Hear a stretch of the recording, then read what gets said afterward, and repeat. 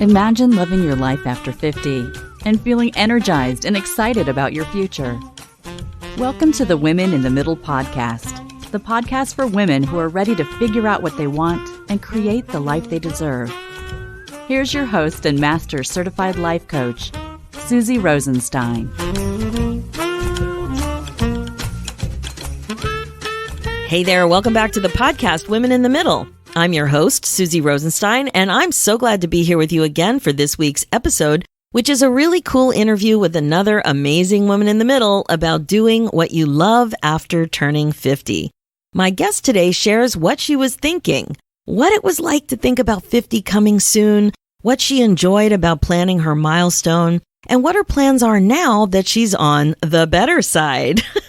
Today, we meet Cindy Lopez, a busy mom who cared for her ailing parents, went back to school and finished her bachelor's degree in her 40s, and then finally got to focus on some exciting plans after she turned 50. Cindy eventually realized she was experiencing a classic midlife funk. Her kids were aging and turning 50 was indeed on the horizon. After her dad passed, she was able to pause, to breathe, and to realize where she wanted to go with her life. She couldn't ignore her passion for writing, but she didn't want to dive right in just yet. Cindy discovered how to use social media to share snippets of her writing as a baby step to write more, and this was just what she needed to set the stage for her to go in this direction. So without further ado, I can't wait for you to meet this very special 50-year-old woman in the middle. Enjoy the interview.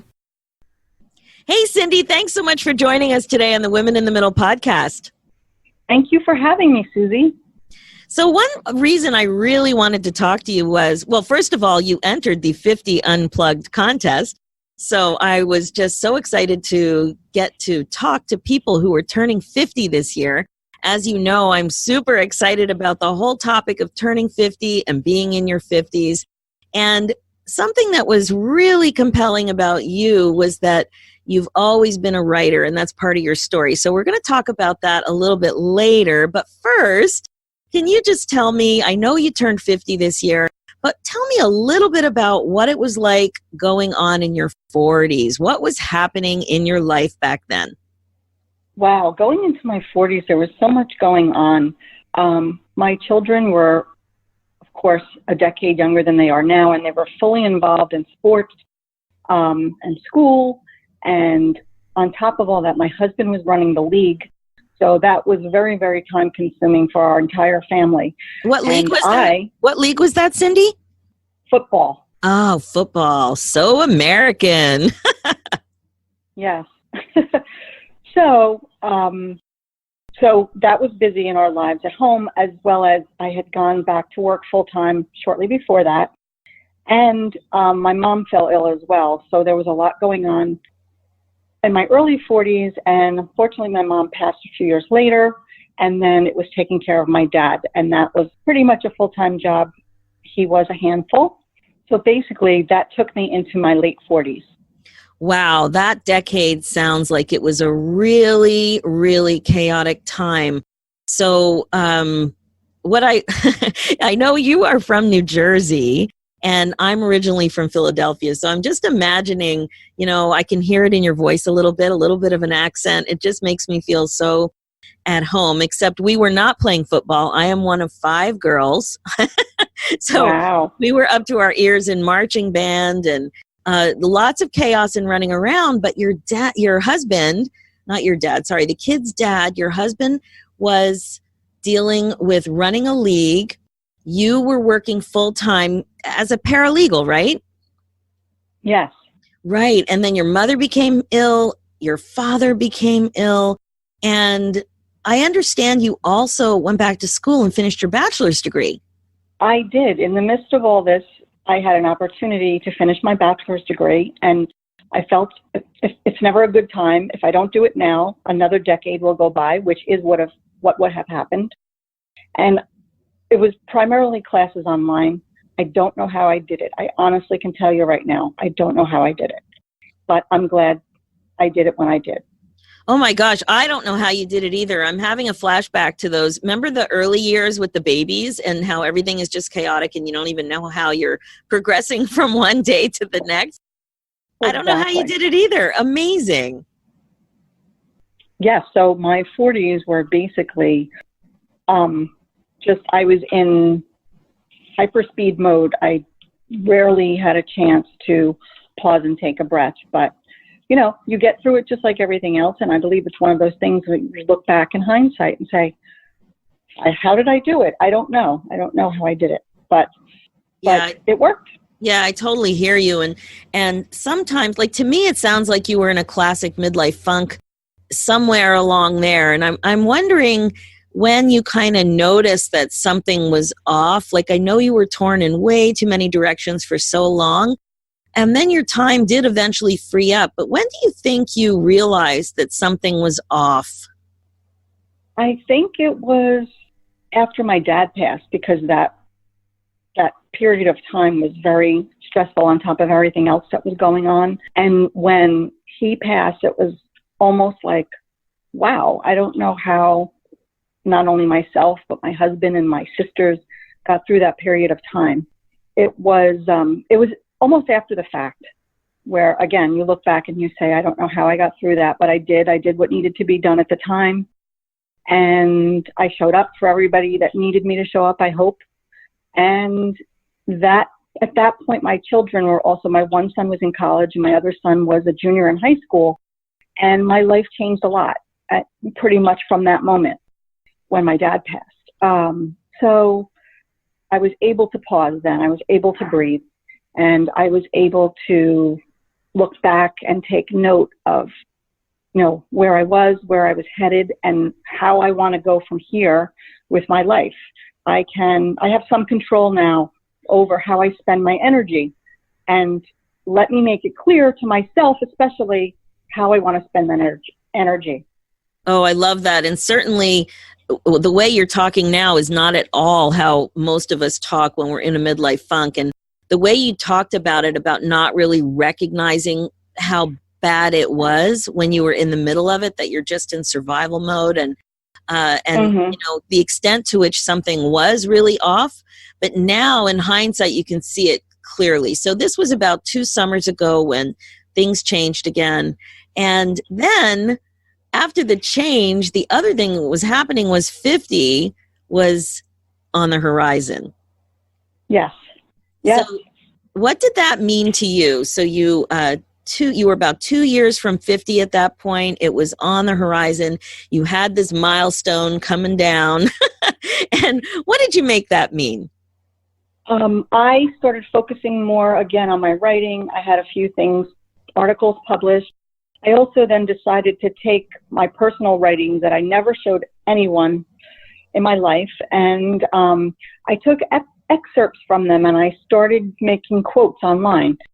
So I created a few social media pages, one on Facebook and one on Instagram, and I took excerpts from my writing and put it with my photos, and I created inspirations, and it's just my way of continuing to create. And I felt like this was a baby step towards me really getting my life back into writing and what I eventually want to do. It was a way of fitting in snippets the writing in my life, because that's what fulfilled me. Right. But yet I couldn't delve into it 100% just yet. Yes, I totally hear you. So I know one thing that came up when we spoke briefly in our pre-interview was that you participated in writing and putting yourself out there in the early part of your career, where you had something that I bet our listeners will remember, because we're a bunch of women in the middle on the podcast and listening, but something called an e-zine. So can you tell us a little bit about how you used to write?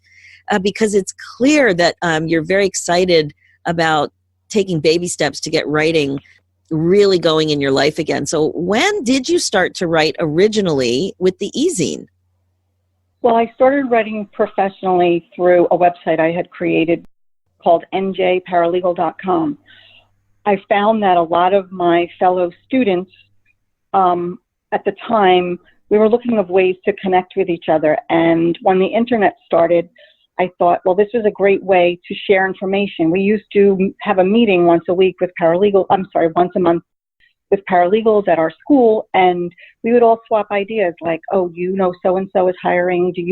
Would you be able to send me a form that I need to create something for my job? And in those monthly meetings, I realized we really need to network, and these meetings are important, but maybe there's a way that we could communicate in a different way. This was around the year 2000, and the internet was really new.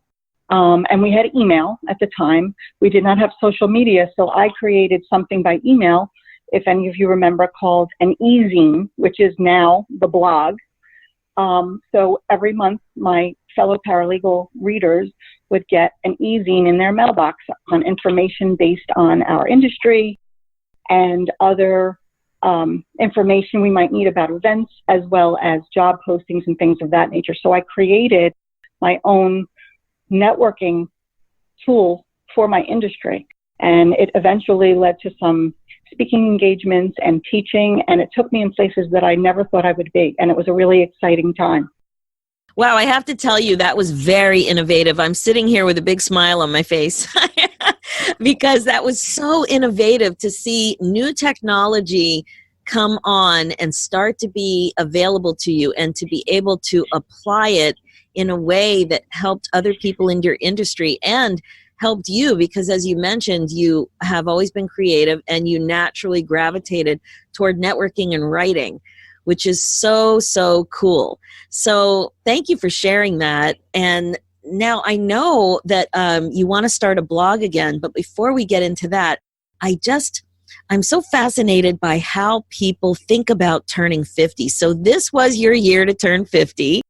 And when you were thinking about your birthday and thinking about your milestone, what was going through your mind? Did you care? Did you want to mark it in a special way? Did it just seem like any old birthday? What was going on with you about turning 50 this year?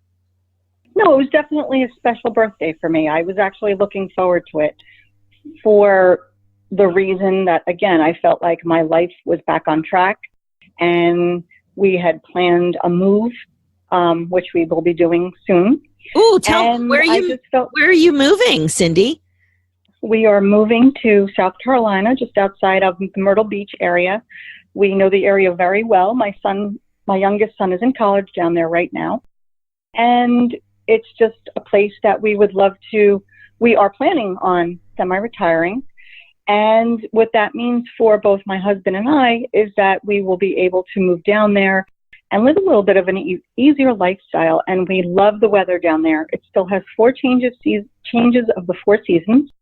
But the winter is shorter, the summer is longer. So we're looking forward to that. That's so cool. So you started to put together a plan, a kind of a pre-retirement plan. What exactly did you do for your actual birthday? I had a women's luncheon. Actually, my husband and my sisters and my best friends planned it in my backyard. I didn't want a party with 100 people. I wanted a core group of family and friends, women. And we basically had an afternoon. Luckily, my birthday is in June, and it was the first non-raining weekend we had in the entire spring here in New Jersey. So it was a beautiful day, and my sisters got me a tiara, and we had a wonderful luncheon. Oh my God. In my own backyard. I also got a tiara for my 50th birthday. I think everybody should get a tiara for their 50th birthday. Absolutely. The Midlife princess. Oh my gosh. So you were sparkling, and it sounds like your acknowledgement of your your welcoming to this new decade was exactly what you wanted. I have to say, it made me feel empowered. Oh, tell me more. Why did you feel empowered? What was going on with you about that? I felt like for the first time in a long time, I had not only a clear picture of my future, but I felt like I knew I had more time to think about my future, plan my future, as well as decide how it was going to go and how I was going to create this future. of course, life always throws us a monkey wrench, but for the first time again, after those 40s, which were very chaotic, I was able to take a breath and say, okay, you're back. Where do you want to continue from here? I love that you just said you're back, because one of the things that I hear so often with my clients is that when they finally create that space to make a plan again, it is that feeling of I'm back. Like I haven't planned so intentionally in 20 years or so. And now finally I have the time to focus on my own goals a little bit more than I have in a very, very long time. Yeah. So good. So good. So one of the things that has always fulfilled you has been writing. So it doesn't sound like it was a huge surprise that you started to have ideas of how you could write and contribute that way. So what is it that you are planning exactly that has to do with writing once you get settled and move and the whole thing? What's going to happen? My plan is that I will be continuing working on my blog. I have not yet made it public, but the blog is When the Clock Strikes Midlife. This seemed to me a natural transition of what was going on in my life, the lives of my friends, and it's something that we constantly talk about among women and men our age, and it is a huge life change. Some of us choose to ignore it, some of us choose to be upset about it, some of us choose to be triumphant about it, and I find it interesting the way different people handle it. So I always believe that attitude is the most important thing in any situation. So I always knew that for me, self-care was very important. And I realized in my 40s that it was one of the most important things, because as a caregiver in all of your roles, especially as women, we are at the bottom of the totem pole, and everybody, including the dogs, the cats, and the fish, get taken care of before us. So I really wanted to go in that direction and use my passion for writing in sharing that information and networking that information with fellow midlifers. Love it. Love it. And Cindy, one of the reasons I really love your story about how you're embracing writing again, that it was gone but not forgotten, is that it's so in line with the reason that I created this brand new program called 50 Unplugged Mastermind myself. And the main reason is because it's so important for women our age to unplug from the stereotypes, the stigma, the negativity about turning the page on this new chapter, to see all of the opportunity that's there for us. And sometimes the opportunity isn't obvious. For you, it was obvious, because not only did you turn 50, but your parents, you didn't have to care for your parents anymore. That massive and painful transition kind of happened. Both of your kids graduated or are at university, so you do have empty nest, and you're kind of marking the move with your birthday and moving to exactly where you want to go. So it's, for you, it seemed kind of clear, but for so many people, especially women in the middle, I mean, I care about men too, but not so much in this podcast. I know we have male listeners, and I welcome them. But I really, as you know, men can certainly get a lot out of the messages that we talk about here. But when it comes to women, that's who I can speak to directly because of my own experience. And also the 50 Unplugged Mastermind is just for women. But it's so easy not to see the opportunity. And so much of it does have to do with attitude and awareness of our thoughts about what we make 50 mean, what we make aging mean, and just to gradually understand that those thoughts are optional. So with that, what advice would you give other women in the middle out there who are in a midlife funk, who see 50 coming down the pike? What would you say to them to prepare for this very important and I think exciting milestone? Exactly. And I think it's just that. I think it's attitude. You keep seeing things that say, 50 is the new 30, and I strongly believe that. I think everything is how you see it, how you project it, and it is a fun and exciting time. You just have to find yourself again. I think one of the best ways to get some clarity on what you would like to do going forward and what your plan may be is do some soul searching and some brainstorming. I think that even if it's jotting down or going down memory lane and think about what you liked as a kid. Was it bike riding? Perhaps maybe you want to get back into that again. Was it playing the piano, or was it you never got to play the piano as a child and thought, you know what, I always wanted to play the piano. I'm going to take a class. Or again, for me, not only writing, but networking was always a big thing for me. Even when I was a child, I was always creating clubs. And you can morph that into something. Create a group in your area for reading a book monthly, a book of the month club, or whatever it might be. Whatever you would like to expend your energy on by choice and whatever fulfills you, I feel is the way to go. And whether you're working or you're taking care of family, you should really try to carve a little piece of that time and energy for yourself, even if it's literally for 30 minutes a week or even 30 minutes a month.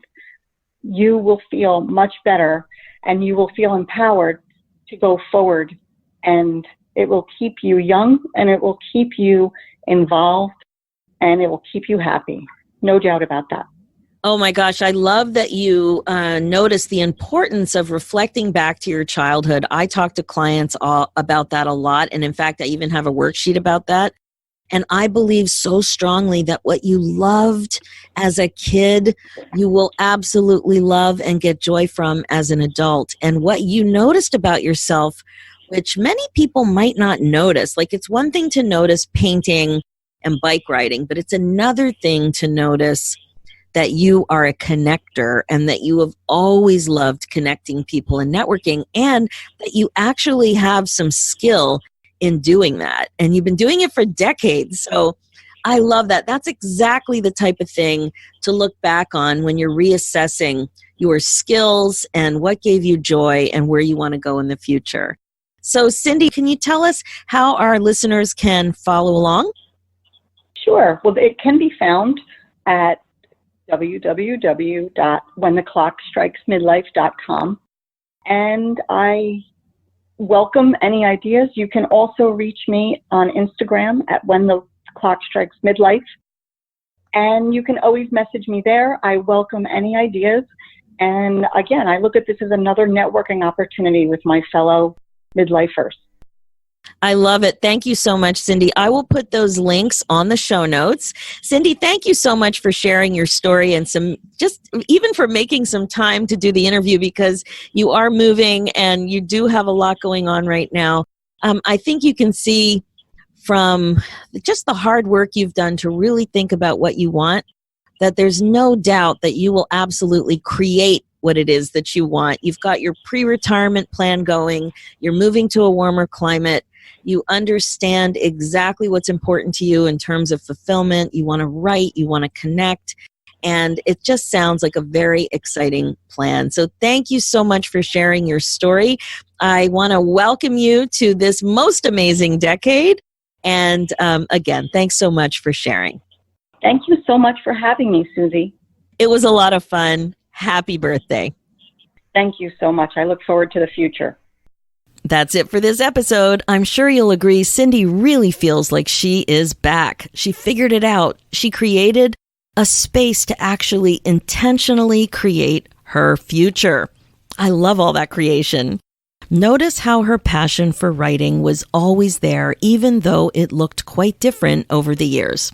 Also, Cindy's blog is public now. It's called When the Clock Strikes Midlife, and you can find it at www.whentheclockstrikesmidlife.com. You can also find Cindy on Instagram at When the Clock Strikes Midlife.